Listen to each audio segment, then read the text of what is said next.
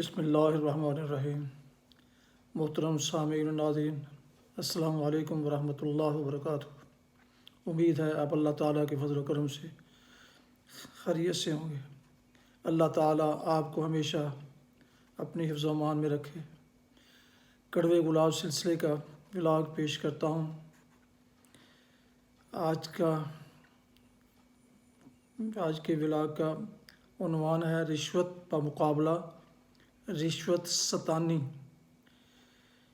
اس مضمون کو محمد سلیم بٹ کی تصنیف ٹیکا سے لیا گیا ہے۔ تو شروع کرتے ہیں آج کا ولاگ رشوت بمقابلہ رشوت ستانی۔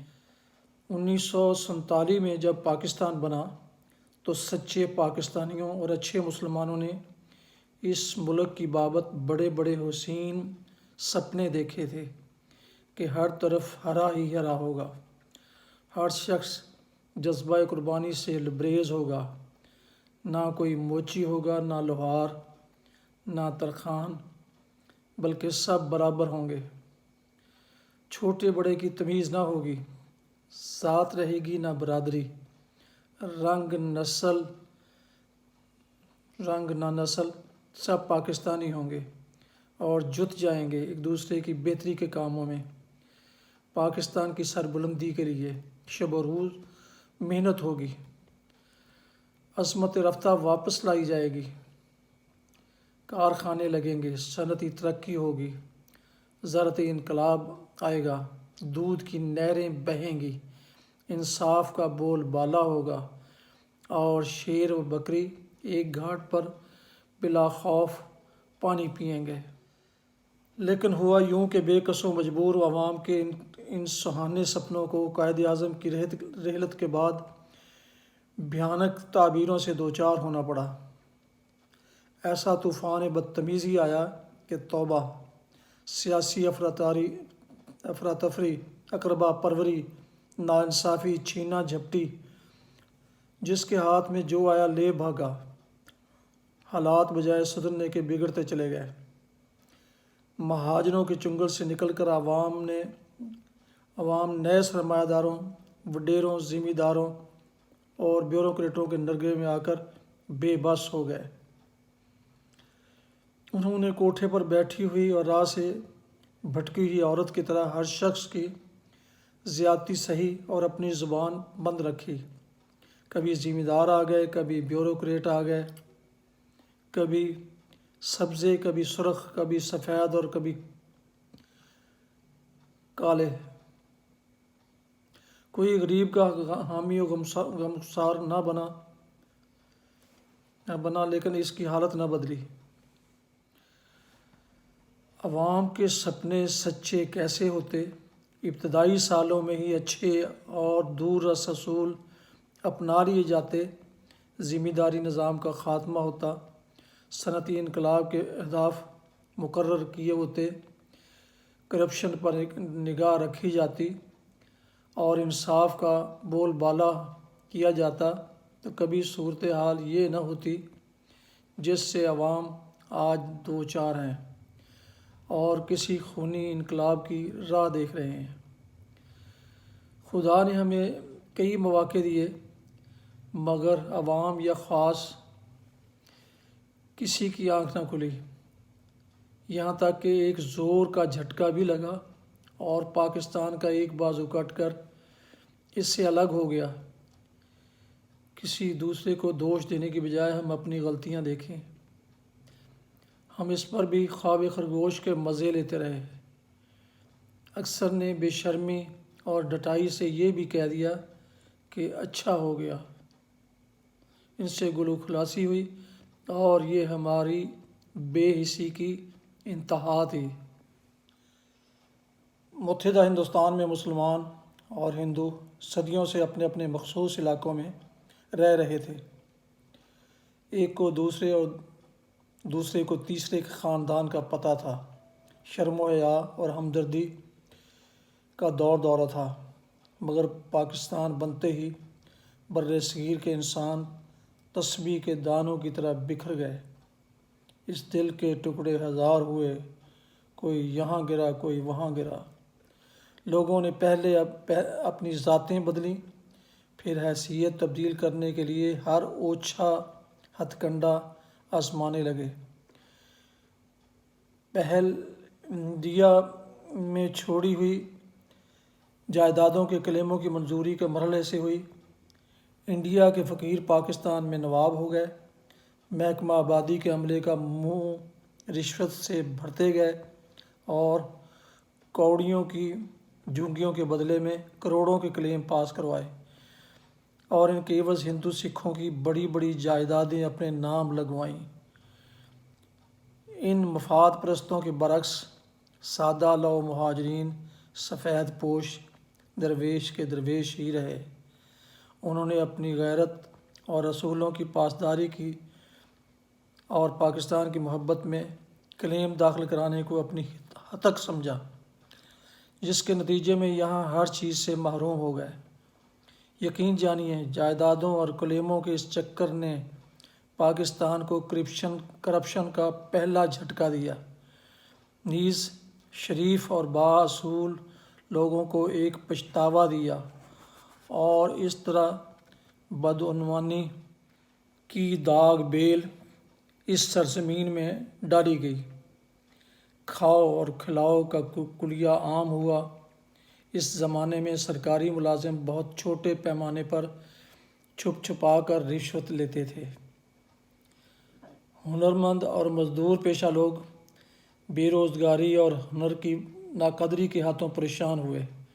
مجبوراً انہوں نے چھوٹے موٹے زیورات اور مال و متاع فروخت کیا اور حصول روزگار کے لیے کویت، بحرین، سعودیہ اور انگلستان کی طرف نکل گئے۔ یوں یہ ٹھنڈا اور پرسکون ملک ابتدائی معاشی اور معاشرتی ماحول کی ابتری کے باعث ملازمت پیشہ افراد کے لیے آتش کا سمندر بن گیا۔ ذرا ملاحظہ کیجیے، بر صغیر میں کبھی سرکاری ملازمین کی کیا شان تھی۔ سماج میں انہیں عزت کی نگاہ سے دیکھا جاتا تھا۔ ایک کلرک سے لے کر افسر تک جب کسی دکان پر خریداری کے لیے جاتا تو انہیں تعریفی کلمات کے ساتھ دوسرے گاہکوں پر ترجیح دی جاتی تھی، اور اس طرح عام لوگ اچھی شہرت، ذاتی ساکھ اور خاندانی شرافت کو بھی بہت ملحوظ رکھتے تھے اور ان سے بھی عزت کا برتاؤ کرتے تھے۔ حصول روزگار کے سلسلے میں بحرین، کویت جانے والوں نے پہلے اس منظر کو بدلا اور 6 ماہ بعد اپنی کمائی کا ڈرافٹ ابا جی کو بھیجا، تو اس کے ساتھ یہ ہدایت بھی تھی کہ اس رقم سے قرضے اتارو۔ پھر اگلے 6 ماہ بعد جو رقم بھجوائی، اس میں کہا گیا اپنا کچا کوٹھا گراؤ اور ہمسایہ بابو کی طرح کنکریٹ والا گھر بناؤ۔ اور پھر جب وہ خود 1.5 سال بعد لدا پھندا واپس اپنے ملک آیا تو رنگین T V, VCR، cassette player اور فریج ساتھ لایا۔ سرکاری ملازم بیچارہ ان چیزوں کو دیکھ کر ہل گیا۔ وہ black and white T V سے گزارا کر رہا تھا۔ اسے جھٹکا اس کی بیوی یہ کہہ کر دیتی، دیکھ اس کی 1.5 سال میں کایا پلٹ گئی اور تم ہو کہ ویسے ہی ہو۔ کویت والے نے کچھ دن اپنے گھر میں آرام کیا، پھر مقررہ تاریخ کو کویت لوٹ گیا۔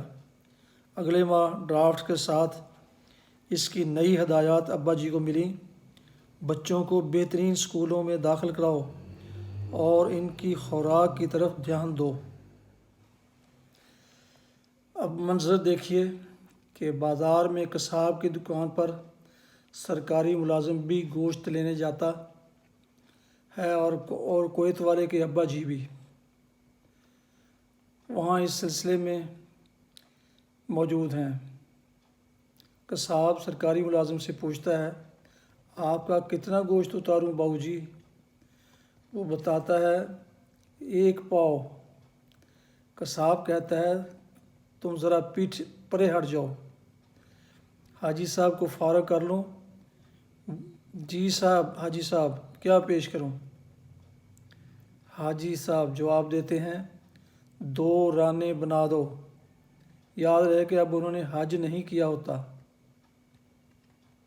سرکاری ملازم کے تئیں بات یہاں تک تو قابل برداشت ہے، معاملہ حد سے اس وقت گزرتا ہے اور فیصلے کی گھڑی وہ ہوتی ہے جب ایک دن اس کا دروازہ کھٹکتا ہے۔ باہر حاجی صاحب ہوتے ہیں جو رسمی اور روایتی جملوں کے بعد اپنا مقصد بیان کرتے ہوئے کہتے ہیں، میرے بیٹے نے پچھوایا ہے کہ اگر آپ مکان بیچنا چاہیں تو منہ مانگے دام دینے کو ہم تیار ہیں۔ پڑوسی سرکاری بابو کے صبر کے تابوت میں گویا یہ آخری کھیل ٹھونکی گئی ہے۔ وہ تمام رات سو نہیں سکا، بار بار ہڑبڑاتا ہے اور فیصلہ کرتا ہے، لوٹو لوٹو مقابلہ ہے، اس میں جیت ضروری ہے، اور پھر دوڑ شروع ہوتی ہے۔ کہتے ہیں ایشین ایتھلیٹک میں گولڈ میڈل جیتنے والے بھارتی ایتھلیٹ ملکھا سنگھ، جسے اڑنے والے سکھ کا خطاب ملا تھا، ایک رات گھر میں سو رہا تھا کہ چور آ گیا۔ ملکھا سنگھ کی عین وقت پر آنکھ کھل گئی۔ اس نے چور کو للکارا تو چور بھاگ کھڑا ہوا۔ ملکھا سنگھ نے 5 کلومیٹر کا فاصلہ طے کیا تو اسے بھاگتے ہوئے دیکھ کر ایک دوست نے پوچھا، کیوں سردار جی پریکٹس ہو رہی ہے؟ ملکھا سنگھ نے جواباً کہا، نہیں یار، گھر میں چور آیا تھا، اس کو پکڑنے کے لیے بھاگ رہا ہوں۔ دوست نے دریافت کیا، چور کہاں ہے؟ آپ تو اکیلے بھاگے جا رہے ہیں۔ ملکھا سنگھ نے کہا، اس حرامی نے دوڑ کا مقابلہ شروع کر دیا تھا، میں اس کو 1 کلومیٹر پیچھے چھوڑ آیا ہوں۔ بالکل ملکھا سنگھ کی طرح شرم و حیا اور ڈر خوف پر لعنت بھیجتے ہوئے سرکاری ملازم نے سب کو پیچھے چھوڑ دیا ہے۔ حکومت اس لعنت کو روکنے کے لیے جو بھی ایجنسی بنائی، وہ کرپشن کی فاتح کی بجائے اس میں اضافے کا باعث بن گئی۔ ایک دوست نے دوسرے سے پوچھا، یار تمہارے بارے میں کچھ بری بات پھیلی تھی، وہ کیا واقعہ تھا؟ دوست نے بتایا، میں رشوت لیتے ہوئے پکڑا گیا تھا۔ پھر؟ دوست نے پوچھا۔ رشوت دے کر چھوٹ گیا، جواب آیا۔ پٹواری سے آخری درجہ اوپر تک، PIA، پولیس، بینکس، نہریں، بجلی، custom, income tax, petrol, property tax, cement, gas, غرض کہ کوئی محکمہ ایسا نہیں جس میں کرپشن اپنی انتہا کو نہ پہنچی ہوئی ہو۔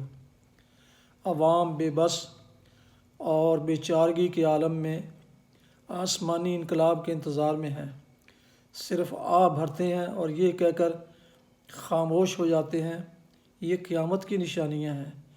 کرپشن کی اس انتہا پر یہاں مجھے ایک رفیق کا لطیفہ یاد آ گیا۔ اس نے کہا، سنا ہے کہ طویل سزا کا کوئی قیدی جب جیل میں انتقال کر جاتا ہے تو جیل کے حکام متعلقہ تھانے کو مطلع کرتے ہیں کہ پولیس جا کر مرنے والے کے لواحقین کو بروقت بتا دے کہ ان کا آدمی فوت ہو گیا ہے اور وہ جیل سے اس کی میت اٹھا لیں۔ ایسے ایک موقع پر جیل سے اطلاع جب متعلقہ تھانے میں آئی تو انچارج تھانے دار نے بیٹ انچارج کی ڈیوٹی لگاتے ہوئے اس سے کہا، یہ خبر متوفی کے اہل خانہ تک پہنچا دو اور وہاں سے ہماری روٹی پانی بھی لے آنا۔ استغفر اللہ۔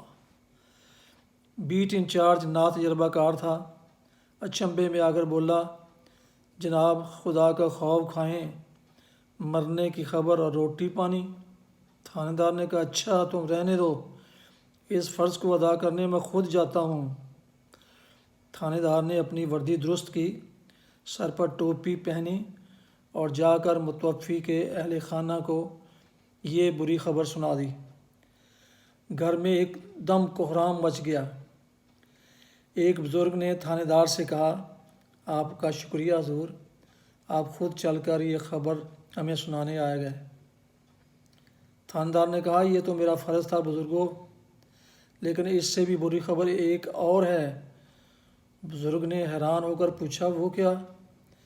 تھانے دار نے بتایا متوفی کی سزا ابھی تو 7 سال باقی ہے، اور سرکار نے کہا ہے کہ اس کی جگہ اب گھر کا کوئی اور فرد یہ سزا کاٹے۔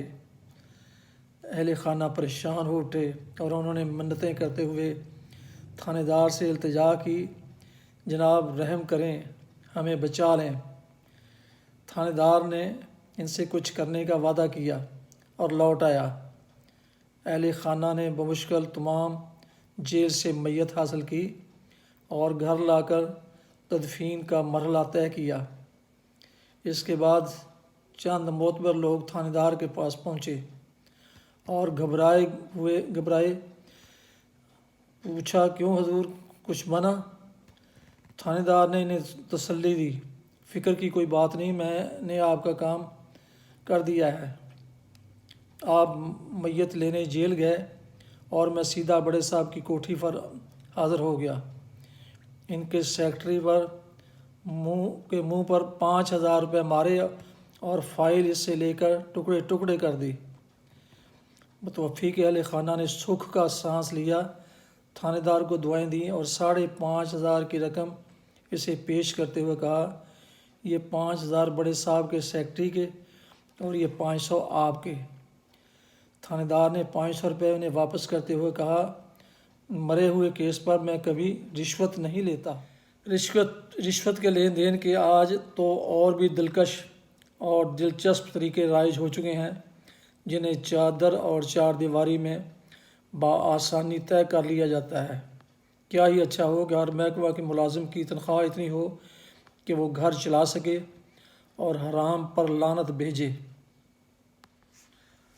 محترم سامعین و ناظرین، یہ تھا آج کا کڑوے گلاب سلسلے کا ولاگ، رشوت بمقابلہ رشوت ستانی، جسے محمد سلیم بٹ کی کتاب حقیقہ سے لیا گیا۔